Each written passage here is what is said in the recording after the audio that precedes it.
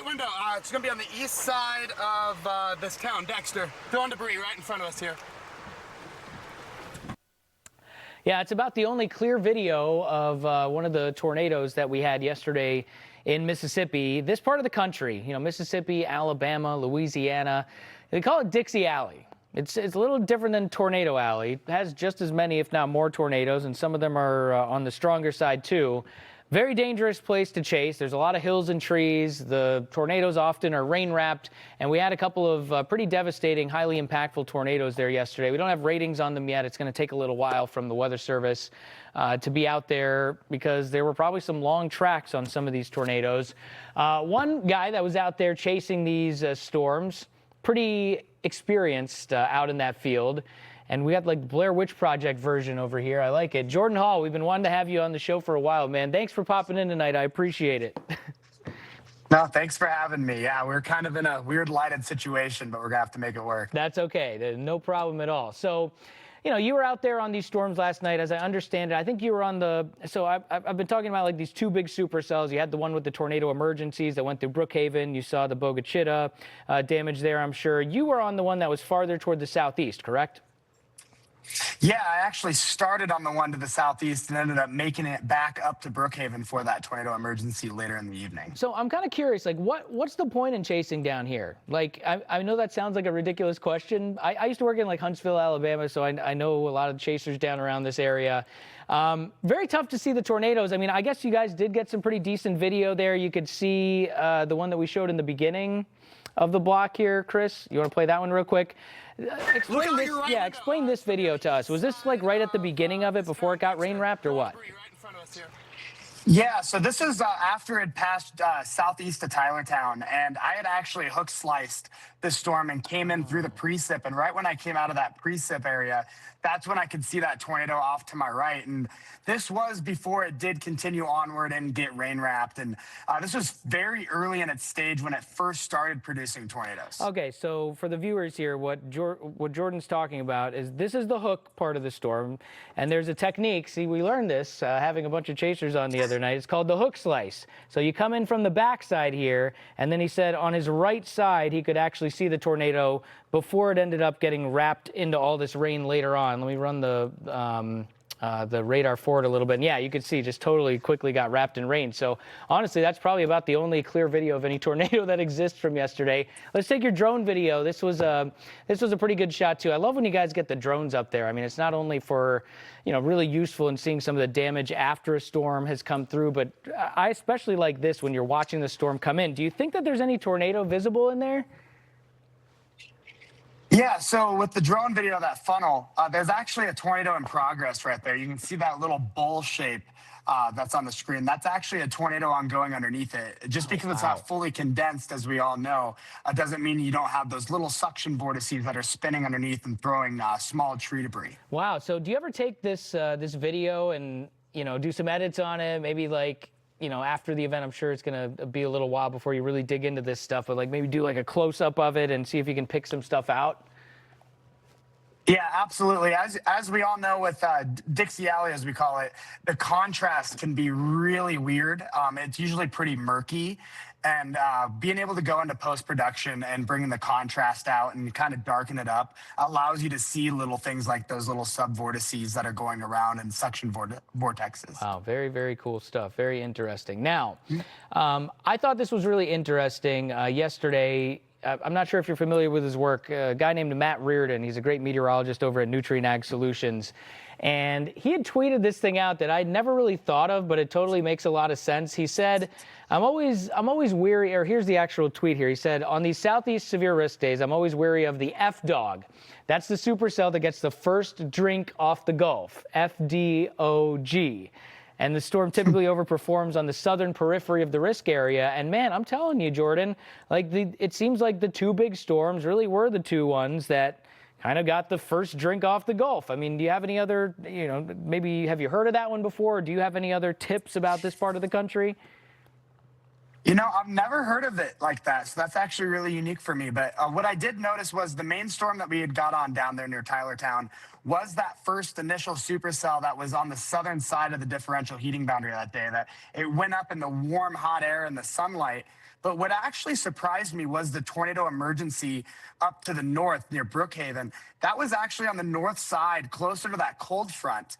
And in my opinion, the reason I left that area to begin with was that I thought it was going to get undercut by that cold front. And what ended up happening was that cold front ended up stalling out just north of Brookhaven. And I really think that storm, as it moved out of Alexandria, Louisiana, took advantage of all that moisture. I believe we had 77 dew points feeding into that storm and our storm down near Tylertown. And as we all know, that kind of deep moisture, especially in southern Mississippi, is usually a recipe for disaster. 77 dew points. That's outrageous. And I mean, just seeing numbers like that after all the severe weather that we've been following in, like, you know, places like Illinois, Wisconsin, et cetera, where you're kind of struggling to get into the 60s and so it's just a different ball game. It's like different types of storms and a lot of different impacts. I mean, yesterday, one of the things that stuck out to me was these storms had just unbelievable lightning.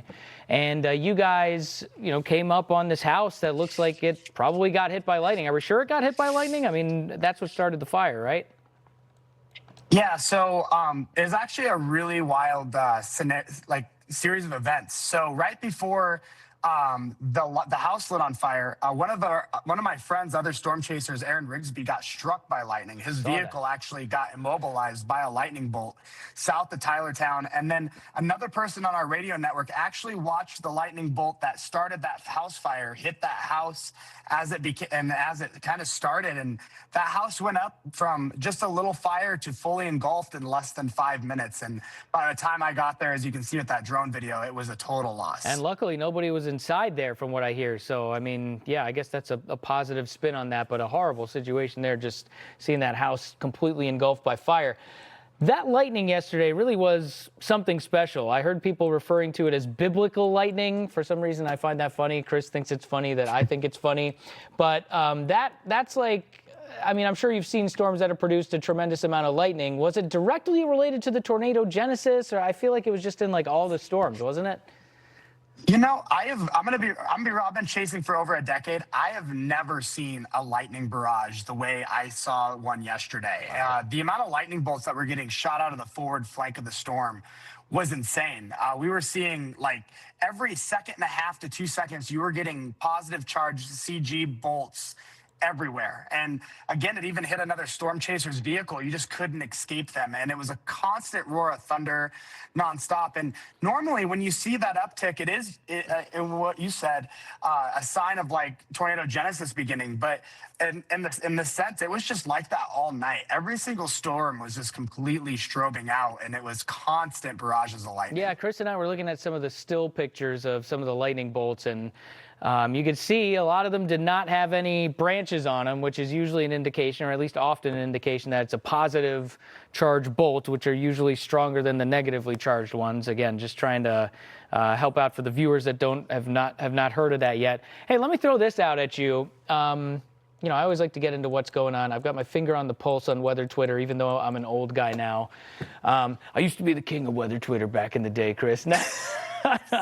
No, yeah, so you got Max Velocity. He's a streamer. We were watching some of Ryan Hall's stuff yesterday, too. A lot of good stuff going on there on YouTube. There's a little controversy because Max, during one of the tornado emergencies, was telling people, hey, if you live in a trailer home or a mobile home, maybe you should, you know, get in your car and drive south, because as we all know, like mobile homes have a lot of trouble withstanding even like an EF1 tornado. And then so, you know, that caused a little controversy. I'll be upfront. I kind of agree with Max. I mean, I don't have a problem with telling people that if there's enough lead time. And then there was a little bit of pushback here. It was all respectful. This is Andy Hill. He works with Ryan on his stream. He said, I think YouTubers should never tell someone explicitly to drive away from a tornado because we can't assume that everyone is watching live and not delayed, and then cognizant of what we know about the storm. So it's just kind of an interesting back and forth. I'm curious your thoughts on that. You know, so that's a really good topic to talk about, because during my live stream yesterday, when they issued the tornado emergency, I was very adamant. I was very vocal about this. I said, if you are in the path of this tornado emergency and you do live in a trailer home, you need to go to the nearest shelter or go to the nearest building that is not a trailer. And I will always stick to this. Like, it is almost like they tell you not to ride out a tornado in your vehicle.